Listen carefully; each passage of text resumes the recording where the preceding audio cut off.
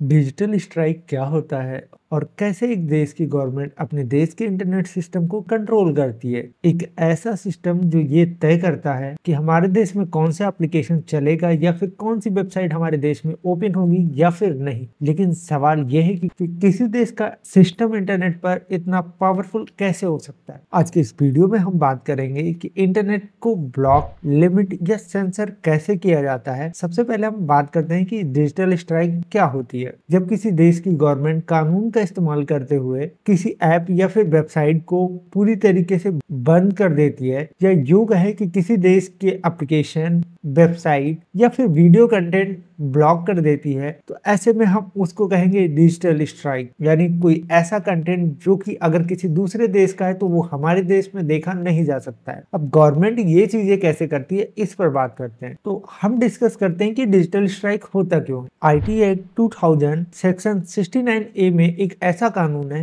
जो Indian government को ये राइट देता है कि ऑनलाइन वीडियो एप्लीकेशन या फिर वेबसाइट को वो ब्लॉक कर सकती है यदि वो इन कंडीशन को फॉलो नहीं करते हैं। तो अगर वो देश की सुरक्षा, शांति या विदेश नीति के लिए खतरा बनता है तो सरकार ऐसे ऑर्डर सीधे इंटरनेट कंपनियां या प्लेटफॉर्म जैसे यूट्यूब, फेसबुक, इंस्टाग्राम को देती हैं, और ये प्रोसेस पूरी तरीके से सीक्रेट होता है और गवर्नमेंट के ऑर्डर पर वो एप्लीकेशन या वेबसाइट पूरी तरीके से उस कंट्री के लिए बैन हो जाती है। कैसे, इसे और डीप में समझते हैं। तो सबसे पहले बात करते हैं कि गवर्नमेंट किसी भी सोशल मीडिया प्लेटफॉर्म से कंटेंट कैसे डिलीट करवाती है। अब यदि गवर्नमेंट को लगता है कि आपका जो कंटेंट है वो भारत की सुरक्षा, संप्रभुता या पब्लिक ऑर्डर के खिलाफ है, तो ऐसे में government content take down request YouTube को भेजेगा। इसकी ये वीडियो आप अपने प्लेटफॉर्म से हटा दीजिए। अब मान लीजिए कि गवर्नमेंट ने जो content take down request YouTube को भेजा है, उस वीडियो में ऐसी कोई भी चीज नहीं है जो भारत की संप्रभुता, सुरक्षा या पब्लिक ऑर्डर के खिलाफ हो। उसके बावजूद भी यूट्यूब को एक्शन लेना पड़ेगा। कैसे? क्योंकि यूट्यूब भारत में एक इंटरमीडिएरी के रूप में काम करता है और उसे आईटी एक्ट के तहत बनाए गए आईटी रूल्स को फॉलो करना होता है। अगर इंडियन गवर्नमेंट कोई लीगल टेक डाउन रिक्वेस्ट भेजती है, इंडियन गवर्नमेंट के ऑर्डर को अनदेखा नहीं कर सकता है। यदि वह ऐसा करता है तो उस पर लीगली एक्शन लिया जा सकता है इंडियन गवर्नमेंट के द्वारा। इंटरमीडिएरी यानी कि एक ऐसा प्लेटफॉर्म जो यूजर और कंटेंट के बीच में होता है, जैसे कि यूट्यूब। ये एक प्लेटफॉर्म है। जब आप कोई कंटेंट बनाकर यहाँ पर अपलोड करते हैं तो ये प्लेटफॉर्म से उस कंटेंट को पब्लिश करते हैं।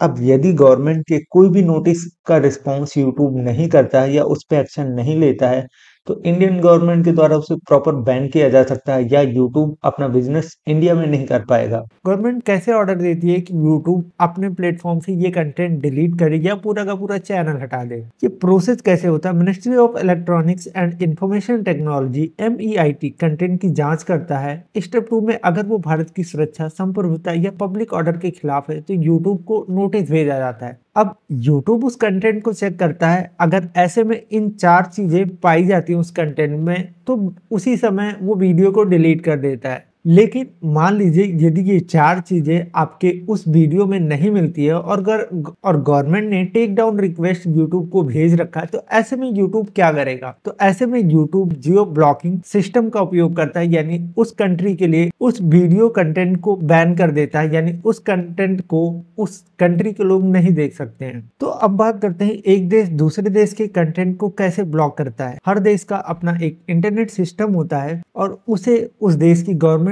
पूरी तरीके से कंट्रोल करती है। अब जैसे मान लीजिए कि इंडिया में कई सारे इंटरनेट सर्विस प्रोवाइडर हैं, जैसे कि एयरटेल, जियो, VI। अब ये कंपनियां डिपार्टमेंट ऑफ टेलीकम्युनिकेशन यानी DOT में रजिस्टर्ड होती हैं। अब यदि उस देश की गवर्नमेंट चाहती है कि यूट्यूब हमारे देश में ना चले, तो ऐसे में ये इंटरनेट सर्विस प्रोवाइडर को एक नोटिस भेजती हैं कि इस एप्लीकेशन, वेबसाइट को अपने DNS सर्वर में ब्लॉक कर दो। यानी जब भी हम कोई रिक्वेस्ट रेज करते हैं या ब्राउजर पर जाकर सर्च करते हैं, जैसे youtube.com, google.com, तो DNS क्या करता है, उसको IP में कन्वर्ट कर देता है। यानी कि ब्राउजर को ये नहीं पता होता है कि आप क्या सर्च कर रहे हैं। IP एड्रेस के थ्रू ही किसी वेबसाइट या एप्लीकेशन को आप एक्सेस कर पाते हैं। अब जो DNS होता है, यानी एयरटेल, जियो या VI, इनमें से कोई भी इंटरनेट सर्विस प्रोवाइडर जब भी आप किसी ब्राउजर में कुछ सर्च करते हैं तो सबसे पहले वो अपने DNS में देखता है। अगर वो चीजें DNS में नहीं मिलती हैं, मान लीजिए आपने यूट्यूब सर्च किया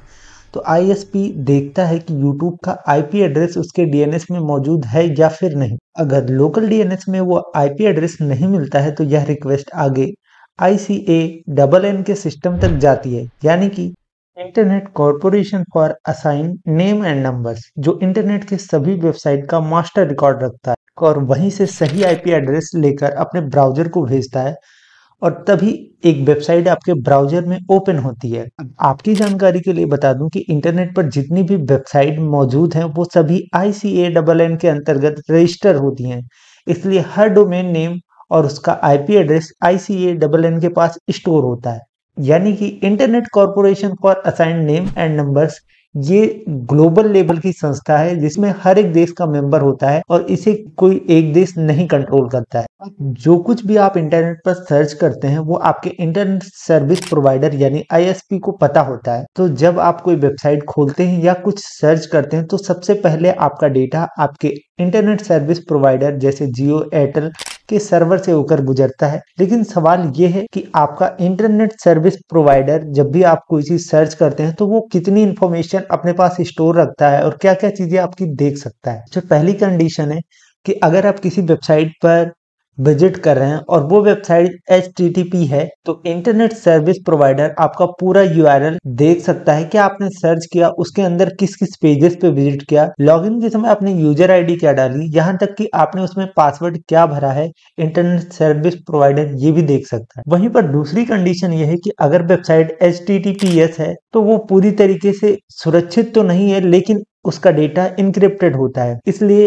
इंटरनेट सर्विस प्रोवाइडर आपके मैसेज, पासवर्ड या अंदर के कंटेंट को नहीं देख सकता है, लेकिन उसको यह पता होता है कि आपने किस वेबसाइट पर विजिट की है। जैसे कि मान लीजिए आपने youtube.com ओपन किया तो इंटरनेट सर्विस प्रोवाइडर जैसे जियो, एयरटेल या फिर BI इनको यह पता होगा कि आपने youtube.com पर विजिट किया है, लेकिन उसके अंदर आपने क्या क्या सर्च किया इसकी जानकारी उनके पास नहीं होगी, क्योंकि यहाँ पर HTTPS की वजह से वो डेटा आपका इनक्रिप्टेड रहेगा और इंटरनेट सर्विस प्रोवाइडर को ये नहीं पता चलेगा कि वेबसाइट के अंदर आपने क्या सर्च किया है। इनको टॉप लेवल डोमेन यानी जो एक्चुअल डोमेन होती है सिर्फ उस पर आपने विजिट किया है इसकी जानकारी होगी और वहां पर आपने कितने देर स्टे किया है इसकी जानकारी इनके पास होगी। इसलिए ये मानना है कि आप इंटरनेट पर पूरी तरीके से इनविजिबल हैं यह गलत होगा। इंटरनेट सर्विस प्रोवाइडर आपकी ऑनलाइन एक्टिविटी का काफी हिस्सा जानते हैं। तो गवर्नमेंट कैसे कंट्रोल करती है इंटरनेट को, इस पर बात करेंगे। इंडिया में इंटरनेट और टेलीकॉम सर्विसेज का पूरा कंट्रोल DOT यानी डिपार्टमेंट ऑफ टेलीकम्युनिकेशन के पास होता है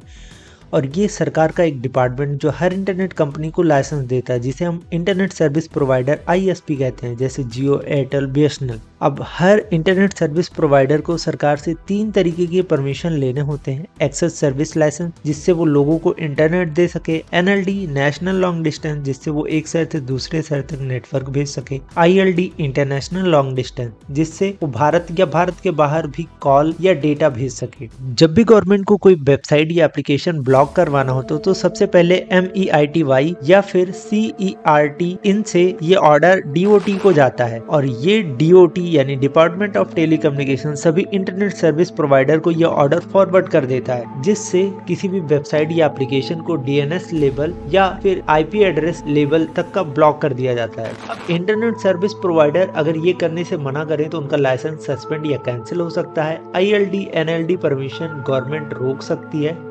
कोर नेटवर्क या इंटरनेशनल गेटवे को डिस्कनेक्ट कर सकती है, जिससे जो कंपनियां हैं इंटरनेट सर्विस प्रोवाइडर हैं वो पूरी तरीके से ठप या बंद हो जाएंगी। क्या आपको लगता है कि जो इंटरनेट आप इस्तेमाल कर रहे हैं उस पर सिर्फ आपका कंट्रोल है या कोई और भी है जो हर क्लिक आपकी देख रहा है और हर वेबसाइट को वो प्रॉपर वॉच कर रहा है? अब गवर्नमेंट इंटरनेट सर्विस प्रोवाइडर पर कैसे निगरानी करती है? गवर्नमेंट के पास एक DPI डीप पैकेट इंस्पेक्शन नाम की टेक्नोलॉजी होती है, जिससे वो किसी वेबसाइट पर आने वाली ट्रैफिक, कौन से ऐप्स पर डेटा जा रहा है और किसी भी बैन सर्विसेज को इंटरनेट सर्विस प्रोवाइडर अलाउ तो नहीं कर रहा है, ये सारी चीज़ें चेक करती हैं। सरकार ये भी देख सकती है कि वीपीएन से छिपा ट्रैफिक किस पैटर्न में जा रहा है। अगर कोई सर्विसेज ब्लॉक करनी है और आईएसपी नहीं माने तो डीपीआई रिपोर्ट से तुरंत पकड़ में आ जाएगा। इंक्रिप्शन के बावजूद डीपीआई ये पकड़ सकती है कि यूजर कौन से सर्वर से जुड़ा है, जैसे फेसबुक, या कौन सा पोर्ट यूज कर रहा है। सर्टिफिकेट से वेबसाइट का नाम, एसएनआई, सर्वर नेम आइडेंटिफिकेशन भी कर लेता है। डीपीआई डेटा पैकेट्स के पैटर्न, साइज और टाइमिंग देखकर ये अंदाजा लगा सकती है कि ये व्हाट्सएप पर चैट हो रही है या इंटरनेट पर वीडियो कॉल या फिर टेक्स्ट मैसेज। नेटफ्लिक्स चल रहा है या यूट्यूब, इसका भी अंदाजा डीपीआई लगा सकती है। तो यदि तुम इंटरनेट पर कोई ऐसी एक्टिविटी कर रहे हो जो कि तुम्हें नहीं करना चाहिए, तो ये मत सोचना कि तुम इंटरनेट पर अकेले हो, कोई और भी है जो आपके पीछे बैठा हुआ सब कुछ देख रहा है, वो भी एचडी क्वालिटी में। आज के लिए बस इतना ही। मिलते हैं एक नए वीडियो के साथ, तब तक के लिए जय हिंद दोस्तों।